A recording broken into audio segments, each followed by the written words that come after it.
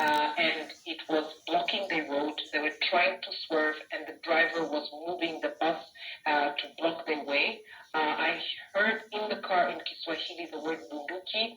I didn't see the weapon because by then they saw that my head was up and pushed me down. I was kicking at the window. I was trying to see if I could break the window, which I couldn't. Another one sat on my legs, and then we sped away. And for hours, we were driving and stopping about 5 times. I was trying to count how many times we've stopped. There was hardly communication among them. There was no radio call or anything, but it was clear the person in front was getting out, having some form of discussion or calls. I was not sure. I was blindfolded throughout. They did try immediately afterwards, when they had abducted me, to get my devices. They took my first main phone and they were demanding the PIN codes. I, of course, gave them rubbish numbers, and they sort of were getting very aggressive, and that's where they really hurt my wrists, because they were using the metal handcuffs to tighten them every time I gave them the wrong pin.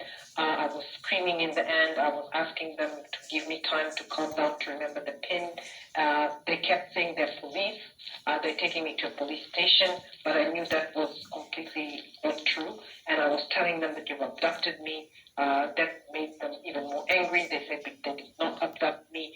After a while, when they picked up a lot of speed, and after a few stops, I knew that I was in a vehicle that was going outside Nairobi. I could feel on the bumps that this was getting worse and worse. After a while, honestly, I was fighting, but after a while, I just knew, even if I would, let's say, manage to break free, I can't jump out of such a high-speeding car. I calmed down a bit.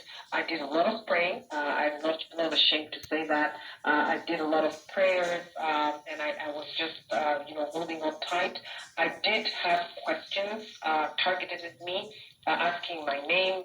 I refused to give them my name. I told them that they should know who they abducted, and I asked them, what did they tell them before they abducted me? The person sitting in front on the passenger side knew me by name and kept, calling me sometimes unexpectedly in the silence, or tried to make conversations with me in Swahili, but I refused to speak in Swahili for a very strategic reason. I felt that if they don't know my name, or they don't know who I am, or they've just been sent on an assignment, I need to keep confusing them. Toward a few more stops, is when I realized something was not wrong. They asked me if I have a husband, which sort of gave me an alert that, my husband may be finally out, knowing that I'm abducted and trying to push things. And also the stops became more frequent, and finally they did release me with the condition that I cannot look at them, I cannot turn around until they disappeared, and then I was supposed to just find my way home and not talk to anyone. I did feel that I was being watched, but of course, again, I was very disoriented and extremely vulnerable and scared. I think that bit was the most, the time when I didn't know whether now this is a good ending or a bad ending, but I did finally manage to get back to our apartment. Maria, real quick, where did they dump you off, for lack of a better word? Do you remember? Do you know it? I don't know. What I do know is it was dark, and it was outside Nairobi, but I was walking toward where most of the cars were coming from, because I imagine that's where they stay. When I got into one of the parked Ubers, and it took me quite a while because I was stopping vehicles and asking them if they're an Uber. I got in and I didn't want to speak to the driver. I was still worried that they might be trailing me, asking questions could, become a problem. So I was just trying to see after a while, when I felt a little bit more relaxed, I tried to see my environment, and I did realize I was on Gong Road. And when I asked the driver pointed out that's where Junction is, so that's the part that I came from. So I came from that area. I'm not sure what that area is, but from the angle, I was seeing the Carrefour sign and Gong. And they were all hooded. These guys were all hooded. They were wearing masks and baseball caps up to here. I could only see one person's eye before they tied my eyes.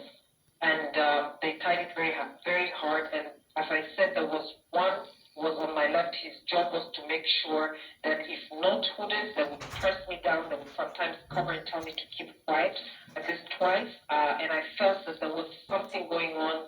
I assume it was a roadblock or some sort of inspection, because they were really adamant that I cannot move, I cannot breathe, I have to remain very quiet, which then, led me to some questions why they would do that, but I was scared that in case I do, they could harm me more. Yeah.